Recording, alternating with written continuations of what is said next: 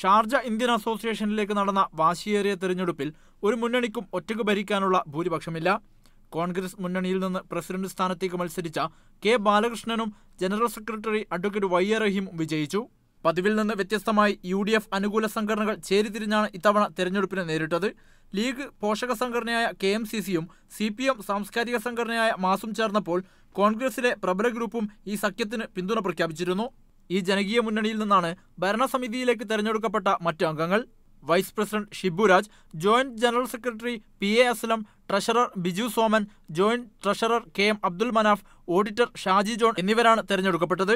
Managing കമ്മിറ്റിയിലേക്ക് റഹീം ഗ്രൂപ്പിൽ നിന്ന് അബ്ദു മനാഫും അനിൽ വാര്യരും തെരഞ്ഞെടുക്കപ്പെട്ടു.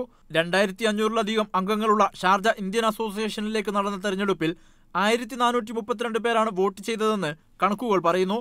കഴിഞ്ഞ വർഷം നടന്ന തെരഞ്ഞെടുപ്പിനേക്കാൾ 50-ലധികം പേർ ഇത്തവണ വോട്ട് ചെയ്യാനെത്തിയതായി ഭാരവാഹികൾ പറഞ്ഞു. ഷാർജ പോലീസിന്റെ നിരീക്ഷണത്തിൽ നടന്ന തെരഞ്ഞെടുപ്പ് സമാധാനപരമായിരുന്നു.